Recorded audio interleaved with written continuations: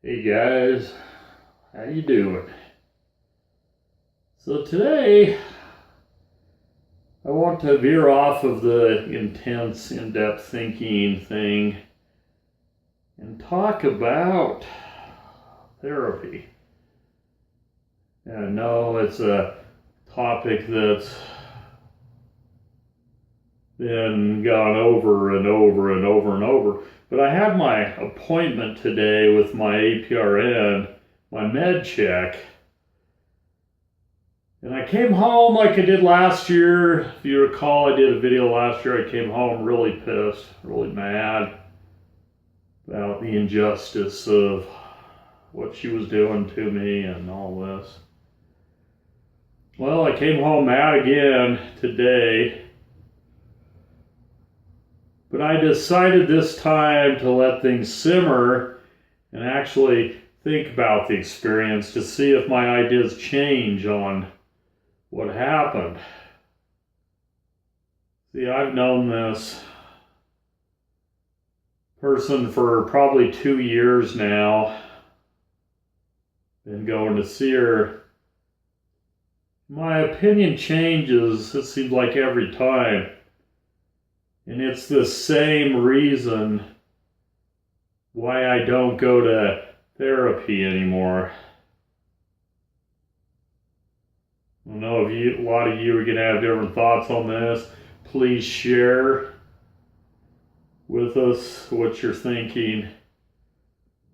This is what I'm thinking. I don't like therapy for one major reason. And that is, I have never had a therapist that I think truly tries to understand what I'm saying. I've had therapists that'll stare at me and smile, but I'm pretty sure they ain't thinking at all about what I'm really saying.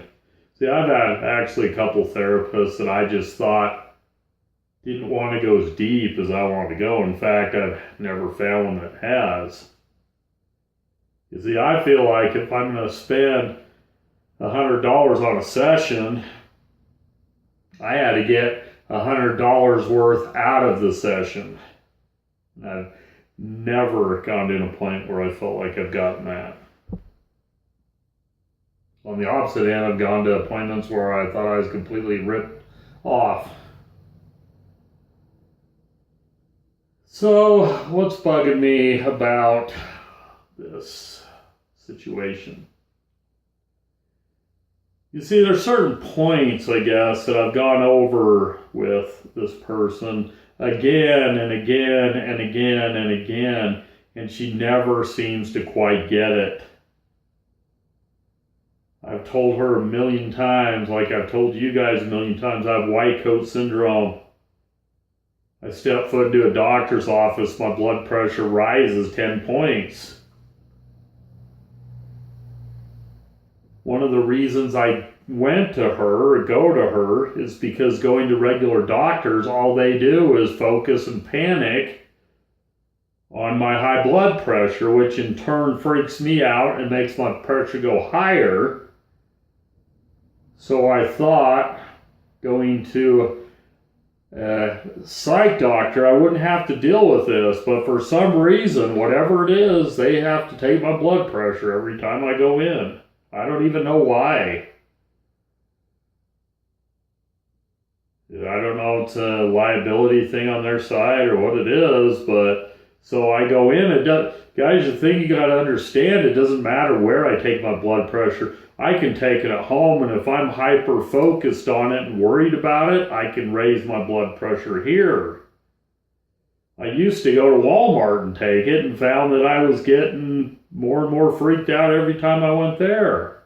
This all stemmed from a job I had probably 5 years ago, maybe more, probably more like 7 or 8, where my blood pressure had to be at a certain level or I couldn't use the company provided vehicle. So ever since then, I've developed a white coat syndrome where I constantly worry about my blood pressure. So they take my blood pressure today. I come out at 141 over 89. Some of you are going to go, man, that's crazy high. Well, for me, that's the lowest reading I've had in the last 6 months there. So they tell me that, and I'm pretty happy about it because somebody else checks it before I go into her office. So I'm feeling pretty good. I get into her office, we start talking. For one, she hates Ambien, that's obvious. Ambien has a bad name out there, and she's always hated Ambien, so every time I bring up Ambien, she gets pissed off. So we start talking about the drugs I'm on, which is that and the propranolol, whatever, for heart. And she just automatically decides that that one's not working because my blood pressure is so high. And then I also told her that I was having short-term memory loss. Like lately, I'm forgetting things like a minute after I do them. Well, according to her, this is a Ambien issue. Ambien causes memory loss. I'm like, oh, so it's just the Ambien that did this then, right? That's what you're telling me? It can be anything else. It can be my depression I've had for 4 months. Or 3 months now. Another month to go. See, it's the thing that drives me most nuts about therapists. I tell them these things. I tell them how I'm really feeling or what's really going on, and they don't believe me.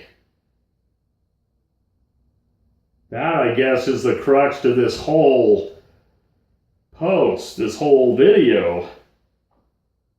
I am sick and tired of going in and seeing therapists and being told that they basically, not flat out told, but basically being told that they don't believe what I'm telling them. I'm manufacturing my symptoms or the way that I'm feeling. And this particular person doesn't think anything can be a side effect from a drug, obviously, which also really irritates me. When I was on my Lamictal, it gave me a skin disease. And I know it did because when I went off it, it went away. But she would claim to her dying breath, Lamictal wouldn't do that. Really? Sure looks like to me it did. So, another thing that occurred today is she actually started getting upset with me because I was too afraid to go. I told her that I have a real hypochondriac type problem with going to see a quote-unquote real doctor. Well, you need to get in the doctor for your high blood pressure. For one, I'm not so sure I have high blood pressure. For two, she became visibly upset when I told her I was going to hold off a little bit and see if I come out of my depression in a month or so here when I think I will, and my memory will probably get better and all that. See, I don't think she trusts me. I don't think she thinks I have a clue what I'm talking about, even though it's my own body and I'm the one that goes through it 24/7.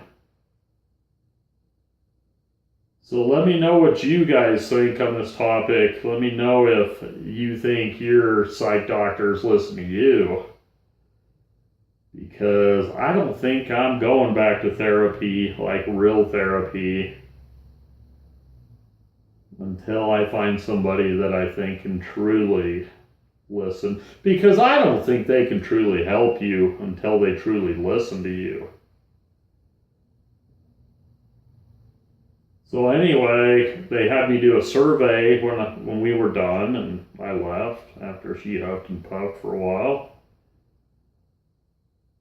And the survey, interestingly enough, had her name on it, and it had a number on it, which probably obviously, was my survey number, so she could see what I wrote about her, which I don't think is cool at all. Surveys need to be completely anonymous, or you can't really say how you feel. Because you don't want that person to think ill of you just because you don't like the way they do certain things.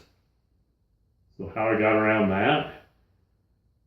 The answers were strongly disagree to strongly agree with little dots in between, and I just put undecided on almost everything because I'm still undecided as to whether she's doing anything for me.